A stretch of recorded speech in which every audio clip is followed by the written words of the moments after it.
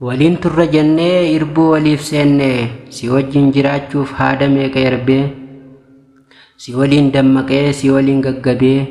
si waliin kolfuuf garuu hamileen dhabee karaan keenya tokko hammam yoo fagaate eenyu qaba mirga si wajjin jiraachuu eenyu duuba darbee si jalaa fudhachuuf jaalalli yoo dhugaa ta'e gargar hin citu garuu dhugaa qofaa kan addunyaan jibbitu ammaas yaadadhu yeroon si wal baruu yeroo harka keetiin onnee koo tuqxee si waliin kolfuu kootiin qalbii koo tasgabbeesse jaalalli akka bineensaa garuu har'aa hafee gargar nu baasuu maaltu nutti fideree shakkii moo fageenya jireenyi jijjiiree fira moo diinaa oduun sobaa cilee dhugaan dhokofamee icitii ta'ee hafee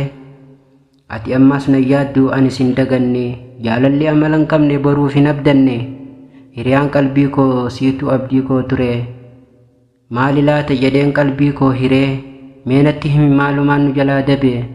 rakkina keessa jaalalli olirraa nu qabee si wajjin jiraadhee maal godhee akkaan gaabbe nyaata hin nyaanne boqonnaa dhabe